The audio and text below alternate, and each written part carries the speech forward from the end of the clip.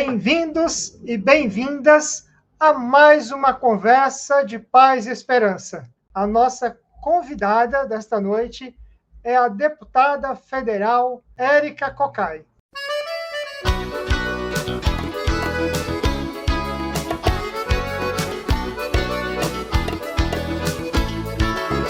É bonita demais, é bonita demais, a mão de quem conduz a bandeira da paz.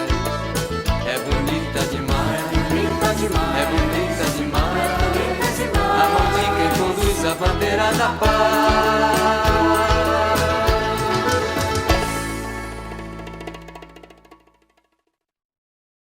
Bem-vinda, deputada Érica Cocai, a este programa Conversas de Paz e Esperança. Uma boa noite para você. É sempre bom conversar sobre paz e esperança. Eu que tenho uma alegria muito grande de poder fazer parte desta construção da paz e da esperança. Muito obrigado, deputada. Quero parabenizá-la por você ter sido eleita a melhor deputada federal segundo o Congresso em Foco. Melhor deputada federal pelo Centro-Oeste, mas foi a mais votada na colocação 15ª a nível nacional e também entre as 10 melhores deputadas pelo júri especializado. Meus parabéns por isso, seu trabalho é reconhecido, o povo aqui do Distrito Federal reconhece isso, não é à toa que você foi a segunda mais bem votada no Distrito Federal nesse pleito. Eu fico muito orgulhoso de tê-la aqui no nosso programa essa noite para a gente conversar sobre as eleições de 2024. Agora, antes mesmo da gente tratar do nosso tema, eu gostaria que você se apresentasse, contasse um pouco da sua trajetória, da sua história de luta, até você chegar nesse momento aí na nossa Câmara Federal como representante do povo do Distrito Federal. Conta para nós, deputada, um pouco da sua história. Muitos já conhecem, mas é sempre bom reafirmar essa belíssima trajetória de luta. Então, eu comecei minha vida política em 1976, quando eu entrei na Universidade de Brasília, passando no vestibular, do curso de Psicologia. Eu estava na fila para fazer matrícula e alguém passou distribuindo um panfleto chamando para uma assembleia. E eu fui para a assembleia e de lá nunca mais saí da luta em defesa dos direitos, em defesa da liberdade, em defesa da própria democracia. À época, nós enfrentávamos a ditadura militar, fizemos uma grande greve na Universidade de Brasília em 1977.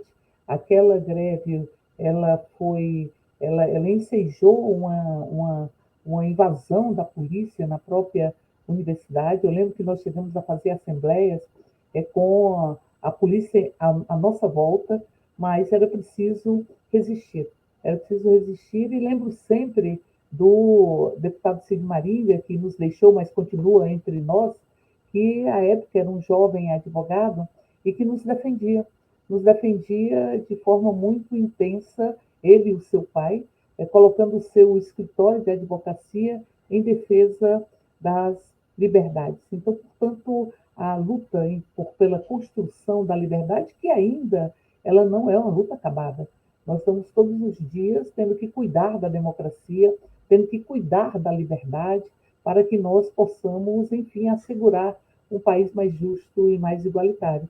Eu fui, nesta greve de 77, eu fui expulsa da universidade, considerada pessoa não grata da universidade. Eu fui para São Paulo, fiz outro vestibular, depois retornei para Brasília, lutamos pela anistia, fui anistiada em decisão judicial, porque a universidade, lembro muito do reitor, era um capitão de mar e guerra, ele dizia, depende de duas coisas para vocês voltarem para a universidade. Uma delas é que tenha vagas. Ele dizia, não há problema de vaga, porque nós temos a maioria dos alunos que entram na universidade, não entram por vestibular como nós entramos, mas entram como alunos especiais, filhos de ministros, de deputados e tal, enfim. Então, ele dizia, vagas não há problema. Mas o segundo elemento é interesse. Não há interesse que vocês voltem, vocês são pessoas não gratas na universidade. Entramos na justiça através de uma ação do jovem deputado Cid Maringa Seixas e também do deputado, à época, jovem advogado Cid Maringa Seixas.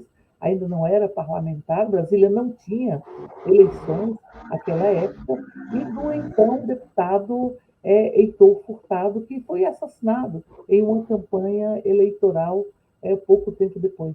E nós ganhamos a justiça e voltamos para a universidade.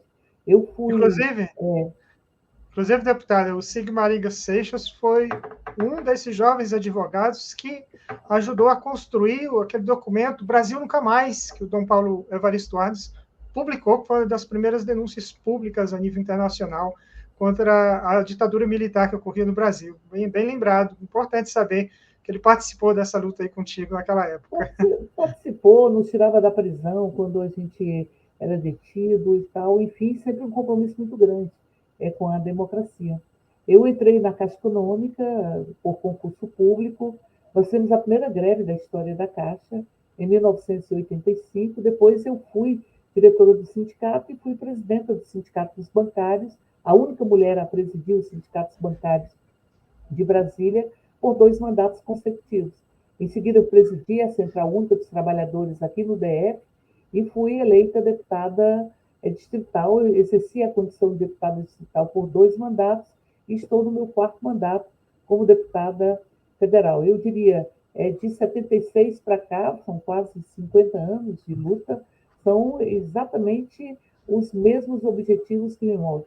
É a luta pela liberdade, pela democracia, pelos direitos, a luta por um país mais justo e mais igualitário. Eu penso que o ser humano ele se reconhece na luta, reconhece a sua humanidade na luta, porque a luta, que são sempre instrumentos coletivos, se faz de forma coletiva, como as transformações se faz de forma coletiva, como as nossas identidades também, a gente também as constrói de forma coletiva com o outro, com a outra, enfim. Eu penso que a luta nos lembra uma característica essencial do ser humano, que é ter consciência da vida, pegar a vida pelas mãos e transformá-la. Nós não somos donos da vida, fazemos parte de uma trama de vida belíssima e rica, que precisa ser preservada, mas nós temos peculiaridade de dialogar com Deus, peculiaridade de sonhar, peculiaridade de transformar a realidade. Por isso tenho uma convicção que a luta nos faz humano, como o amor nos faz humano, como a afetividade nos faz humano. E, aliás, é preciso ter muita amorosidade para que nós possamos enfrentar as relações e o país que nós estamos vivenciando com muitas expressões de pessoas que querem anular os que pensam diferente, os que são diferentes, os que amam de forma diferente, os que, enfim, existem na diversidade, que também é uma característica humana. A diversidade também nos faz seres humanos, que querem eliminar a diversidade e só admite o outro se o outro for o seu próprio espelho, ferem, portanto, a nossa própria humanidade. Então, a minha história é uma história de muita luta, de estarmos sempre em muitas trincheiras, e penso que as trincheiras elas têm que carregar muita afetividade. Nós estamos vivenciando um momento de tanta naturalização do ódio, de tanta captura da política, e a política é um instrumento para lidar com as diferenças, para que nós possamos discutir os projetos, diversos projetos de sociedade, e construir sínteses. Mas a política perdeu a condição de construir síntese. Nós estamos vendo isso no debate para a Prefeitura de São Paulo, mas também nós estamos vendo que a política foi capturada em grande medida pelo ódio, pela mentira. Mentira. É uma profusão de mentiras, é uma negação da própria realidade. Então, se inventam mentiras, e as mentiras não correspondem aos fatos, elas são mentiras que são construídas de forma absolutamente dolosa e desrespeitosa com a própria democracia, porque a verdade ela é fundamental como instrumento de reafirmar nossa própria humanidade. Eu diria, Daniel, que nós estamos vivenciando um momento de resquícios de uma concepção de achar que se pode negar os fatos. Quando você reconhece os fatos, você tem diversas interpretações dele.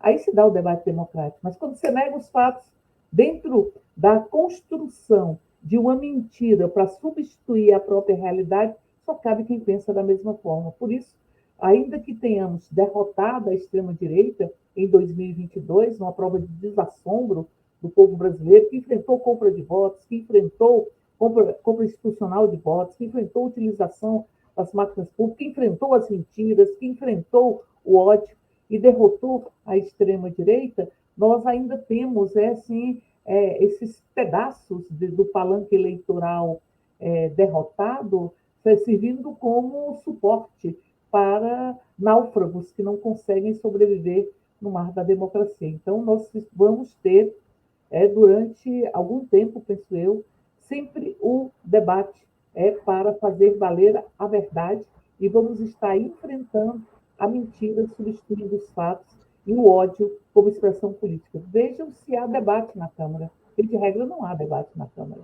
O que há são grosserias que atingem mais as mulheres, sempre mais as mulheres. É como se eles dissessem, não, vocês, aqui não é o lugar para vocês. Mas quando nós entramos nos espaços que eles querem ser espaços de misoginia, espaços de exclusão das mulheres, eles querem criar um processo de tanta violência política de gênero para que as mulheres não ousem mais disputar as eleições. É por isso que a gente já escutou, desde que está sendo candidato a prefeito de Belém, o deputado Edelmauro, um dia disse para nós, vocês deviam dormir e não acordar mais. Também nós já escutamos, vocês são gaiolas das loucas, vocês não deveriam estar aqui, mulher que não age como mulher tem que apanhar como homem, tantas coisas que nós escutamos todos os dias como expressão dessa violência política de gênero que teve o seu ápice bastante doído para o país com a morte de Marielle Franco. Então, portanto, nós enfrentamos todos os dias a grosseria, os ataques, e aí muitas vezes eles fazem a grosseria, reproduzem nas suas redes sociais e acham que justificam os seus mandatos, alimentando as suas bolhas, construídas com muito ódio e com muitas mentiras. É o momento, eu diria, de que nós, após a derrota da extrema-direita nas urnas, nós possamos todos os dias acalentar, acarinhar a própria democracia e a amorosidade. A amorosidade é revolucionária, eu não tenho nenhuma dúvida disso. A afetividade é revolucionária, em nome do afeto, em nome do amor, de uma sociedade onde a gente possa estar fazendo muitas cirandas, com muitos ritmos, com muitos sons, com a nossa ancestralidade, com as nossas existências, né? Verdade, deputado, eu acho que a senhora já até pode trazer a sua biografia, belíssima, já acenou alguns pontos do que eu queria conversar aqui contigo, porque, dado o que aconteceu em 2022, uma eleição dificílima, em que nos trouxe muitos medos, inclusive medo desse tipo de violência. A gente tinha medo de colocar um adesivo no carro, a gente tinha medo de gritar nos espaços os nossos candidatos, as nossas convicções.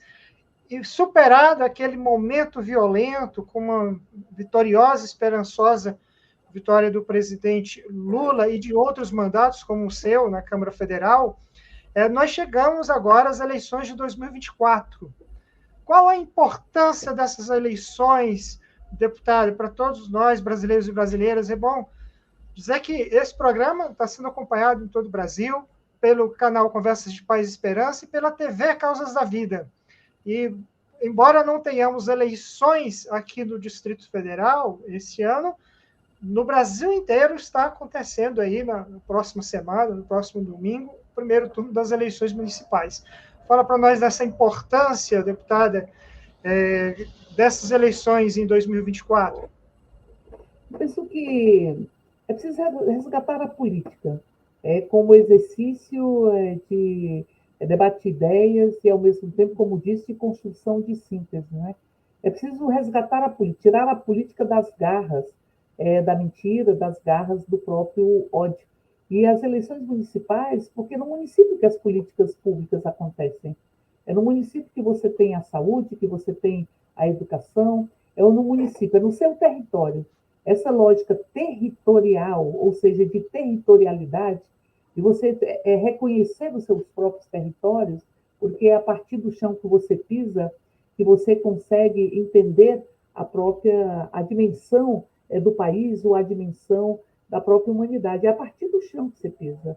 Então, os territórios, eles têm que ser instrumentos, têm que ser espaços de construção de tranças de afeto, tranças de saberes, de fazeres, e nós tivemos e temos um processo de muita apartação das pessoas do seu próprio território, dos espaços públicos.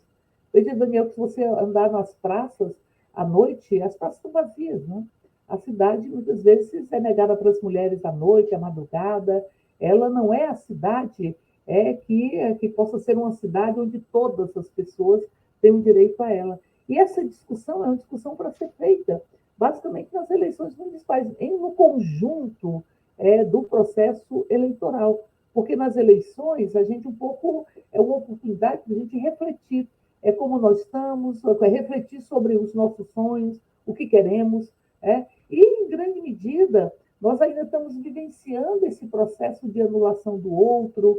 Nós temos debates para a Prefeitura de São Paulo, nós estamos vendo que não há espaços para uma discussão sobre projetos para a cidade, mas são muitos espaços de grosseria, de ódio, de agressões físicas.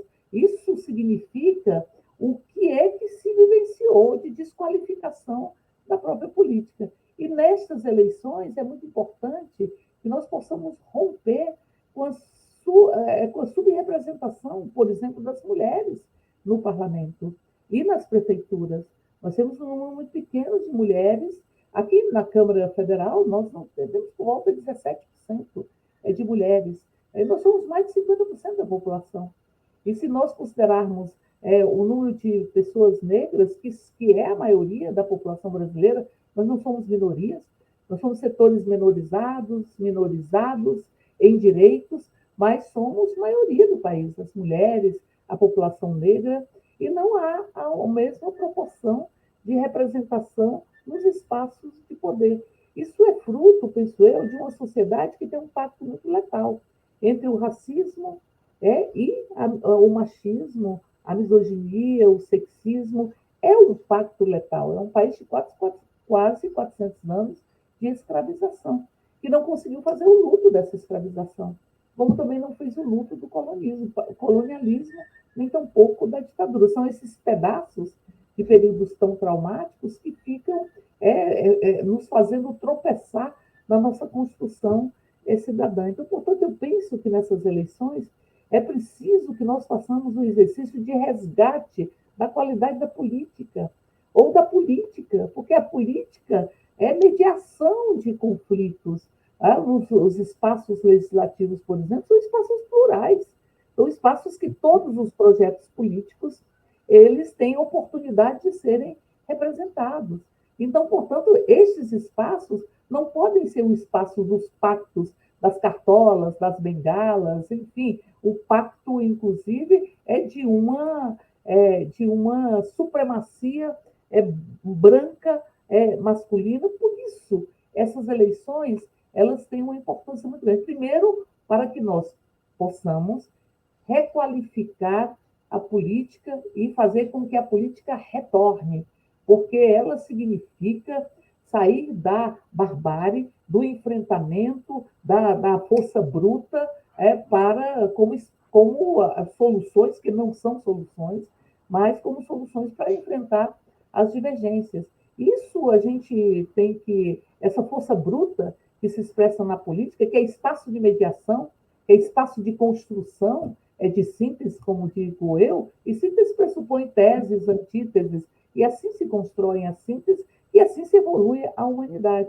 Então, neste último período, nós tivemos um caráter muito agudo a desqualificação da própria política, para impor à extrema-direita, sem nenhum tipo de projeto para o país, que Bolsonaro não tinha nenhum projeto para o país, e apenas a política do ódio, da eliminação do outro, da mentira e tal. Houve um ataque muito profundo à política, que nós precisamos, nestas eleições, buscar resgatar a qualidade dos espaços democráticos para se lidar com as diferenças e as divergências. A desqualificação da política é algo muito impressionante. O que nós estamos assistindo aqui todos os dias na Câmara é algo que não pode ser naturalizado. Não pode ser naturalizado. esse nível de ataque, esse nível de grosseria, da ausência de discussão política. Nós temos, na Comissão de Direitos Humanos, um verdadeiro grupo da extrema-direita que vai para impedir que se discuta os direitos humanos. Ali você tem um instrumento de obstrução, que é um instrumento regimental, mas você obstrui, via de regra, os projetos que você não está de acordo com eles. Mas não, eles vêm para impedir o funcionamento da própria comissão, com um nível de agressão, com um nível de provocação que é absolutamente inadmissível. Acho que o povo brasileiro tem que, primeiro, ter consciência do que nós estamos vivenciando, que está entrando nas nossas casas. É só ver, eu falo do debate da Prefeitura de São Paulo, mas o universo cotidiano da própria Câmara. E esse nível de ataque, eu lembro muito, Daniel, de um determinado momento em que a gente discutia a questão da violência política de gênero, e uma vereadora negra, a primeira vereadora negra que estava sendo eleita no seu município, no estado, no município no interior de um estado do Nordeste, e ela relatava o nível de agressão que ela estava sofrendo nas redes, no dia a dia. E ela dizia o seguinte: às vezes eu acordo e penso assim, é o meu mandato que vocês querem? Toma, porque eu preciso viver. Isso me doeu de tal forma que eu não consigo esquecer essa frase. E em seguida o que ela dizia, aí depois eu penso, o povo da minha cidade me elegeu e eu vou continuar no meu próprio mandato. Mas olha o nível, você tem uma subrepresentação feminina no parlamento, e essa subrepresentação é fruto de uma construção de gênero, que cabe às mulheres ficar nos espaços domésticos, que são espaços solitários, de regra, porque você não tem os espaços de compartilhar que são necessários, mas as mulheres que têm a dupla jornada, a tripla jornada, que são as que sempre estão optando em função do cuidado com os filhos, e nós temos um crescimento muito grande de mães solo, mães que cuidam sozinhas dos seus filhos e filhas, e muitas vezes você tem uma jornada mais dura, uma jornada que se emenda com a jornada doméstica, que não é reconhecida enquanto trabalho, e é um trabalho. É preciso reconhecer os cuidados, que são cuidados, é um trabalho, para que nós possamos reconhecer. Então, o que impede as mulheres de ter espaços públicos de atuação?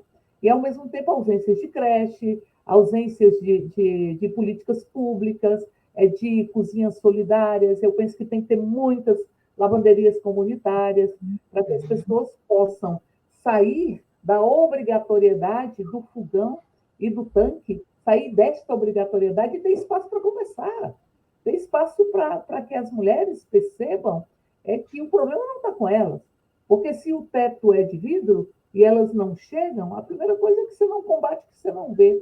E segundo é que se você não vê e elas não chegam, elas são culpabilizadas por não estarem nos espaços de poder. A gente escuta isso todos os dias. Eles falam, não, é que as mulheres não querem escutar a eleição. Não, é porque as mulheres, a culpabilização das mulheres, além das ditaduras da perfeição.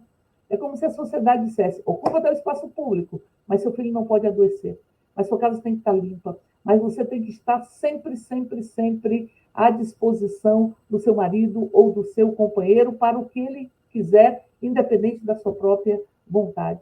Então, as mulheres, como a perfeição não coaduna com a nossa humanidade, quando o filho adoece, quando perde o filho para as grades. Eu lembro muito de mulheres que chegavam na Comissão de Direitos Humanos, quando era deputada distrital, e diziam assim, aonde foi que eu errei? Meu menino está preso, aonde? E, de regra, ela não errou nada, não errou em nada, sabe? Ela fez o que era possível fazer na ausência de políticas públicas e fez de forma muito, muito aguerrida e muito corajosa. Mas essa culpabilização das mulheres também destrói a autoestima.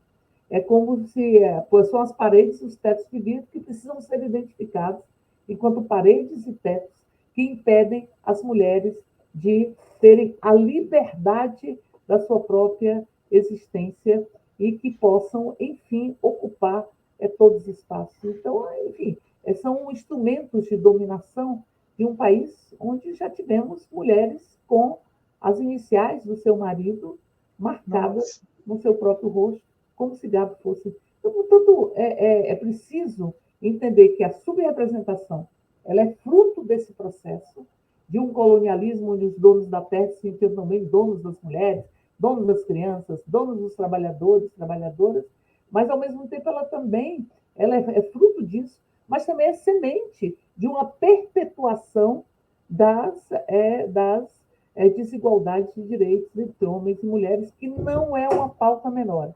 Ela é uma pauta absolutamente estruturante.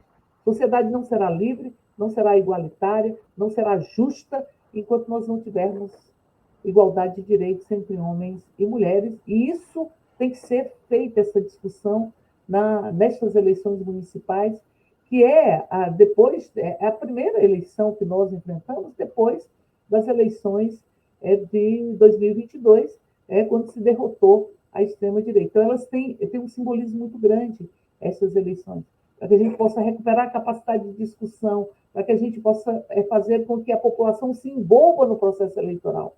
Porque uma das estratégias de tanta violência política e de tanta desqualificação da política é afastar a população do exercício da própria política. Eu acho que as pessoas têm que discutir política, têm que discutir políticas públicas no seu território, têm que discutir as suas reivindicações, têm que lutar por seus direitos, e essa discussão enraizada em cada território, ela tem um nível de permanência muito grande no sonho e na própria esperança. Você, padre Daniel, nos deu muitos exemplos de como se luta dentro do território.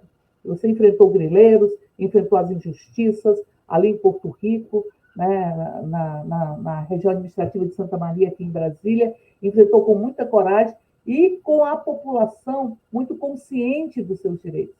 Porque aí você sabe que lá em Porto Rico, pegando este universo de Porto Rico, que foi onde eu lhe conheci, neste bairro da região de Santa Maria, aqui no Distrito Federal, é que nós vamos ver como isso como isso traz vício. E até hoje, a população que se organizou para lutar pela água, para lutar pela energia, hoje está lutando pelas políticas públicas, está lutando pelos direitos das mulheres, porque desabrocha, né? E aí percebe que a vida pode ser diferente.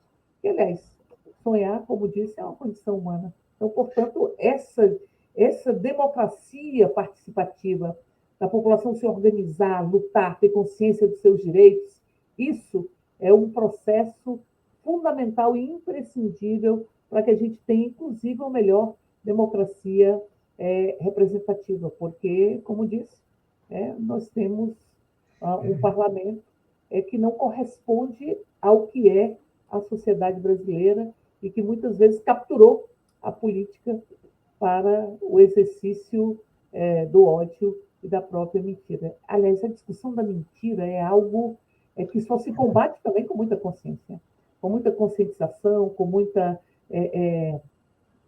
educação, com muita cultura. Por que fascistas têm tanta raiva da cultura e da educação?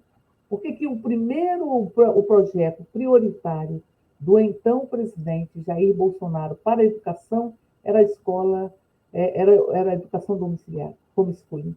Era o único projeto que ele trouxe como prioridade para a educação. Porque a escola é espaço de resistência da diversidade, de construção da consciência crítica, de construção do direito ao contraditório e de proteção, porque a escola protege. A escola protege.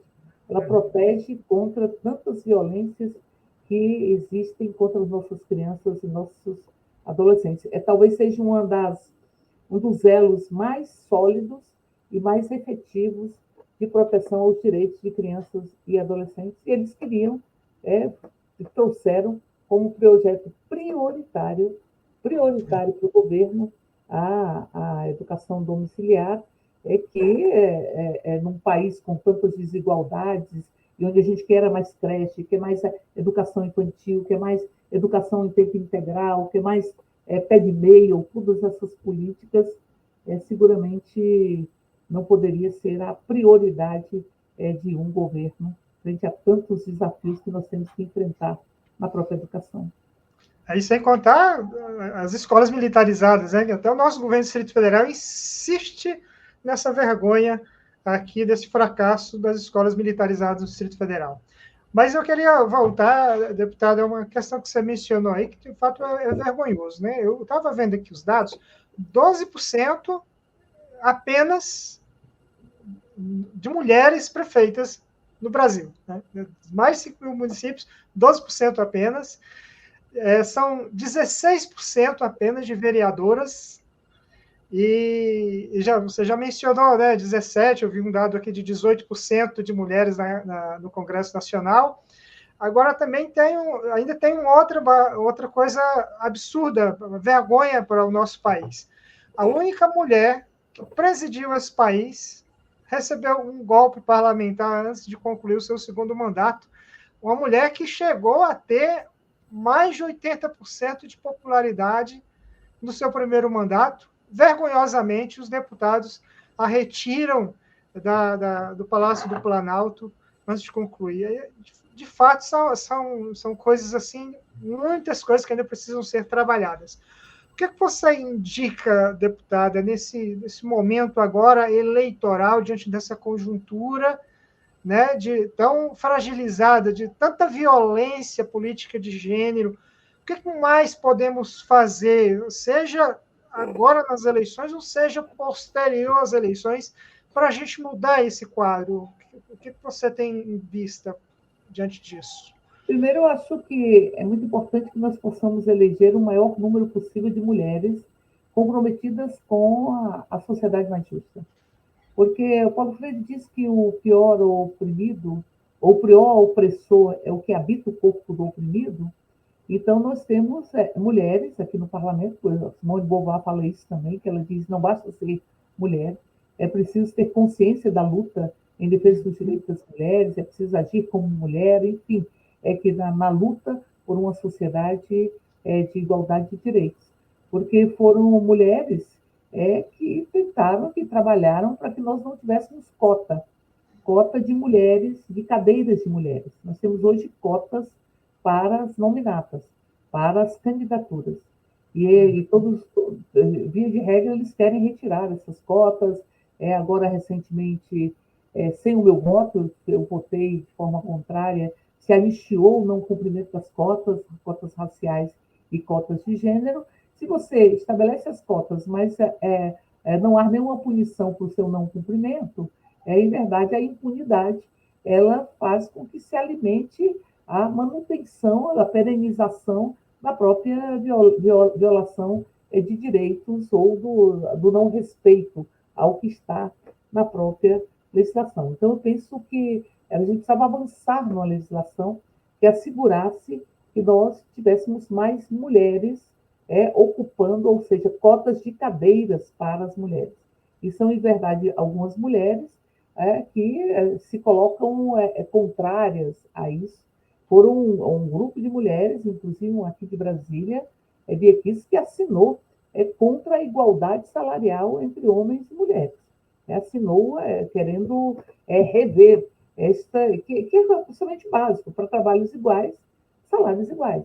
Que já existe na nossa legislação, mas que agora se exige a comprovação de que está sendo cumprida a isonomia entre homens e mulheres, para que ganhem homens e mulheres a mesma coisa, fazendo o mesmo trabalho. Então, mas é importante que nós possamos ter mulheres que defendem uma sociedade onde não haja dor em sermos mulheres. E não acho que é natural tamanhas violências que nós sofremos, porque, como disse, há toda uma barreira a ser enfrentada para que as mulheres cheguem no poder legislativo, é um espaço de poder que eles acham que deveria ser exclusivo dos próprios homens, tanto é que na Constituinte não havia banheiro feminino no plenário. É a mesma coisa com as pessoas com deficiência. Eu lembro muito que no principal plenário da Câmara, uma cadeirante ou um cadeirante não conseguia chegar para presidir a sessão no principal plenário da Câmara. Não tinha acessibilidade há pouco tempo histórico atrás. E aí nós fizemos um ato, havia uma parlamentar cadeirante, nós levantamos ela, levantamos vários de nós levantamos ela e levamos para que ela pudesse dirigir a sessão para fazer uma denúncia da ausência de acessibilidade. É como se ali não fosse espaço de cadeirante, como não tinha banheiro feminino, não era espaço para as mulheres, não tinha licença maternidade, não havia espaço para as próprias mães. E é preciso romper com isso. É preciso romper. E nós conseguimos, da mesma forma que nós conseguimos a reforma para dar acessibilidade para o principal plenário da Câmara poder ter suas sessões ou suas sessões, de verdade, dirigidas por pessoas cadeirantes, é preciso romper com essa lógica. E é preciso sempre investir na educação. É impossível você fazer mudanças numa naturalização de subalternização, de silenciamento das mulheres, sem termos políticas muito efetivas na educação e na própria cultura. É preciso romper o imaginário cultural que é sexista, que faz do Brasil um país que é o quinto país em feminicídio no mundo, e é o país que mais mata a população LGBTQIA+, aqui em todo o mundo. Então, portanto, é preciso reconhecer que nós vivenciamos muitas violências, essas violências elas eram naturalizadas, portanto, elas não eram percebidas enquanto violência. Nós tínhamos a violência obstétrica, não era definida enquanto violência obstétrica, que atinge mais as mulheres negras. A violência que não deixa marca na pele, a violência que está caracterizada na Lei Maria da Penha, que é a violência patrimonial, a violência psicológica, a violência moral, enfim, violências que não deixam marca na pele e que, portanto, não eram identificadas enquanto violência. Nós também avançamos na violência institucional de gênero, na violência política de gênero, porque a gente precisa estar muito atentos e atentas para que nós não possamos permitir que se naturalizem essas violências. Eu acho que é fundamental que nós tenhamos cota das mulheres dentro do parlamento para as cadeiras, e nesse sentido nós temos algumas proposições legislativas que precisam avançar. Ao mesmo tempo, é importante que nós possamos levar essa discussão para a educação, fazer essa discussão na cultura. Eu penso que todas as políticas públicas tinham que ter recorte de igualdade de direitos. A política de geração de renda é um pouco quando você concede o Minha Casa Minha Vida para as mulheres, você está protegendo também as crianças, né? De regra, está protegendo as crianças, porque as mulheres elas têm essa capacidade de cuidar das crianças de forma mais intensa. Mas é preciso que todas as políticas públicas, que todos os editais para políticas de fomento na cultura tenham um recorte de gênero, que nós tenhamos política de geração de emprego e renda, recorte de gênero. E eu penso que nós deveríamos ter estruturas orgânicas nos ministérios. Nós temos a volta do Ministério das Mulheres, o que foi uma grande, eu diria um grande marco para assegurar os próprios direitos, mas é preciso que você tenha em todos os ministérios uma estrutura orgânica de defesa dos direitos das mulheres. Ou seja, no Ministério da Cultura, uma estrutura orgânica para discutir a cultura como instrumento de eliminação das desigualdades entre homens e mulheres. Em grande medida, a gente avançou bastante nisso, mas é preciso que nós possamos sempre não teremos uma sociedade justa enquanto mais de 50% da população brasileira sofrer esse tipo de discriminação, enquanto tivermos milhões de mulheres que têm muito medo de voltar para casa, porque ao chegar em casa serão vítimas de uma violência, que é tirar elas delas mesmas, tirar elas do seu direito da sua liberdade de agir, de sentir, de pensar, enfim, de querer. Então, é preciso que nós tenhamos recorte de gênero em todas as políticas públicas, que nós possamos reconhecer os movimentos que as mulheres fazem. É muito impressionante, Daniel, como nós estamos vendo que são as mulheres que estão se organizando em busca da mudança dos seus territórios. Aqui em Brasília, por exemplo, são experiências que você vê em vários cantos, são mulheres.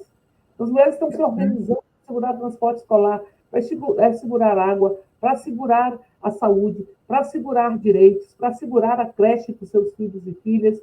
E quando as mulheres se organizam na busca de resolução dos seus problemas muito concretos, elas começam a ter espaços de fala.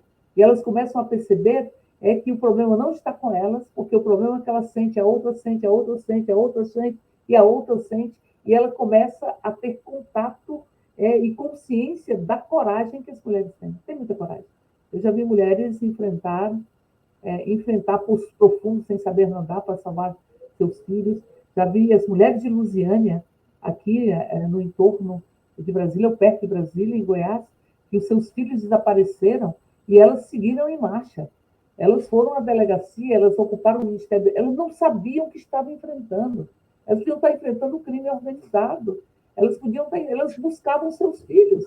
E uma coragem de enfrentar tudo e todos para poder saber onde estavam os seus meninos. E eu lembro de uma delas que dizia, será que ele está com fome agora? Será que ele está com... Que é essa capacidade empática que a extrema-direita não tem, de sentir a dor do outro, não é? Uma mãe consegue intuir a dor de uma mãe que arruma o quarto do filho que não vai voltar. E sentir a dor do seu filho e a alegria do seu filho, muitas vezes mais do que eles mesmos. Então, portanto, essas características fazem com que nós tenhamos aqui as mulheres organizadas. Mulheres começam se organizando com 20, 30, e agora tem 200, e aí começa a perceber que elas também têm direito de ter renda, que elas também têm direito de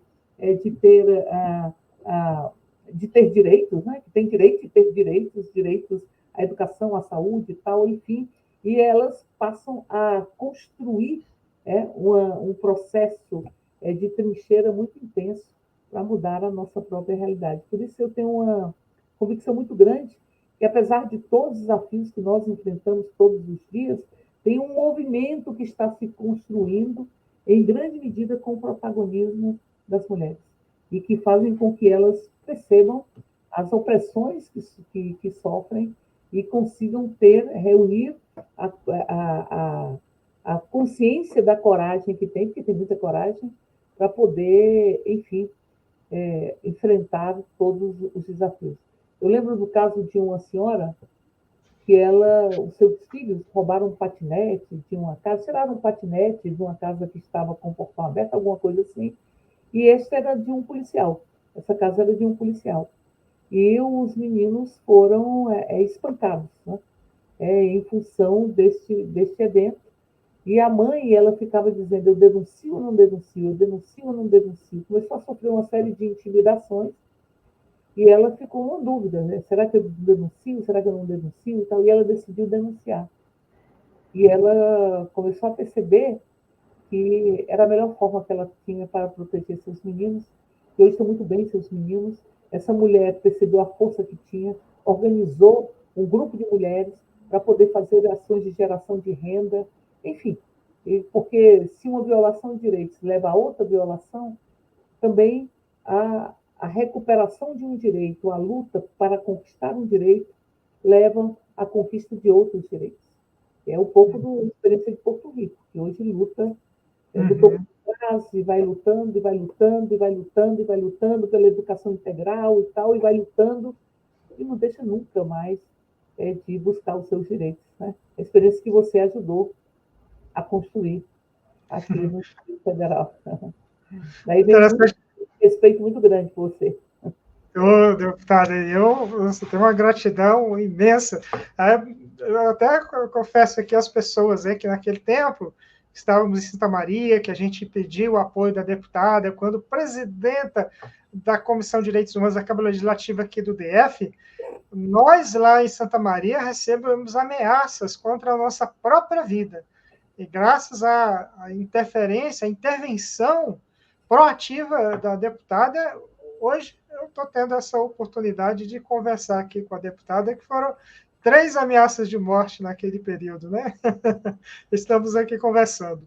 E, deputada, é muito interessante, talvez você nem tenha percebido isso, mas nós começamos uma linha de conversa trazendo muitas dores, trazendo muitas mazelas da política, trazendo relatos de muitas violências.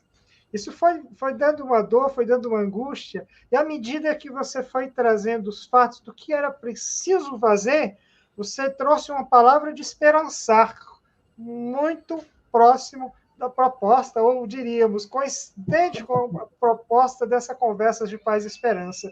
O esperançar que o Paulo Freire, que no último dia 19, comemoramos o seu aniversário de 103 anos. E aí eu penso assim, como a gente poderia aqui deixar, para encerrar esse programa, uma mensagem de esperançar a todas as pessoas que nos acompanham. Você já trouxe essa questão da organização das mulheres, que em torno de problemas concretos da vida organiza outras mulheres e vai fazendo política no dia a dia, política de base, política do território, até a gente chegar a ocupar os palácios. Isso é um esperançar. Que outras mensagens, ou que mensagem você gostaria de deixar para todos os eleitores e eleitoras que estão acompanhando aqui o nosso programa, que na semana que vem vão às urnas votar no seu prefeito, ou melhor, nas suas prefeitas e vereadoras?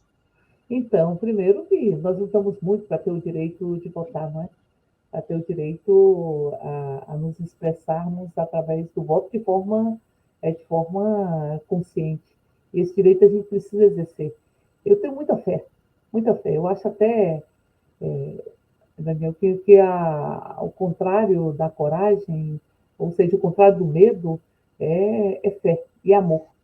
É o fé e amor. A gente precisa de muito amor, de muita amorosidade, que Paulo Freire fala também, para resgatar a própria boniteza da vida. E eu acho que a gente tem muitos exemplos disso, muitos exemplos disso. De pessoas que não se curvam, de pessoas que se organizam e que nestas eleições nós possamos sair das urnas com pessoas comprometidas com o Sistema Único de Saúde, comprometidas com o Sistema Único de Assistência Social, comprometida com a população brasileira, para realmente a população brasileira sentir que está entrando dentro das prefeituras, está entrando dentro das câmaras de vereadores. Eu entendo que esse é um processo que não é linear, nós estamos, todos os dias a gente enfrenta, há alguns dias atrás nós enfrentamos aqui uma grande discussão se os recursos de fomento de crédito subsidiado para o Rio Grande do Sul deveriam exigir das empresas a manutenção dos empregos. E aqui nós enfrentamos um grande debate que seria absolutamente óbvio. Se o Estado está recuperando as empresas, elas possam também fazer com que as pessoas tenham seus empregos. É como se você dissesse, não, a calamidade ela não pode atingir as empresas, mas os trabalhadores têm que viver com ela, perdendo seu emprego, enfim, sem condições de sobrevivência das suas próprias famílias. Para você ver o nível de uma lógica de uma elite que Darcy Ribeiro dizia é uma das piores da América Latina. Mas o povo brasileiro é muito vigoroso e é muito desassombrado. E é muito, muito, muito, muito comprometido, eu diria, com uma vida mais justa e mais igualitária. A gente está vendo isso todos os dias. Todos os dias as pessoas vão construindo suas trincheiras com muita afetividade, com muita amorosidade. E nessas eleições eu tenho uma convicção, e sendo as primeiras eleições depois das eleições onde o Brasil derrotou a extrema-direita, que a gente vai repavimentando o caminho de uma política que seja uma política como instrumento de libertação do sofrimento. Somos todos e todas filhos e filhas do mesmo pai. E isso muitas vezes não é considerado. É como se houvesse uma sociedade que permite a hierarquização. E tem pessoas que estão embaixo de uma lona preta ou de um madeirite, sem condições de ter, de sonhar com um futuro melhor para os seus meninos e meninas. Aliás, falando nisso, eu lembro de uma ocupação aqui em Brasília, em que as pessoas enfrentaram muitos despejos, muitas derrubadas, e que nunca desistiram da luta. E hoje eu tive a oportunidade de ver algumas dessas pessoas entrando numa casa. E as pessoas passavam a mão pela parede e diziam assim, mas é lisinha, é lisinha. E os meninos escorregavam no ladrilho, porque nunca tinham pisado no ladrilho. E um menino, ele disse o seguinte, eu tenho, acho que 14 anos, e eu nunca tomei um banho no chuveiro elétrico. E agora eu tenho uma casa com chuveiro elétrico. Então, portanto, a luta da população, ela faz a construção de um mundo melhor. E vamos nessas eleições votar com muita cidadania, votar de forma... lembrando que nós somos filhos de Paulo Freire, de Nísio da Silveira, de Dandara, de Zumbido, enfim. E Margarida Alves, que dizia, medo, moço, a gente até tem. Só que a gente não usa. A gente não usa, porque a gente precisa fazer deste país o país que viva a sua potencial grandeza, que significa a igualdade, a fartura de pão, a fartura de mel, a fartura de todos os elementos que possam saciar as nossas fomes de justiça, de igualdade, de beleza, enfim, a estética da vida. Então, nós acreditamos nisso. É muito, muito, muito importante que a gente sempre fale em paz, em esperança, e a gente lembre do esperançar de Paulo Freire. Mas uma alegria estar aqui com você. Hoje conversamos com a deputada federal Érica Cocai, do Partido dos Trabalhadores e das Trabalhadoras, participando aqui conosco nessa noite. Muito obrigado, deputada. Fica com Deus. Muita paz e muita esperança para você. E até o nosso próximo programa. Até mais. Paz e esperança, sempre.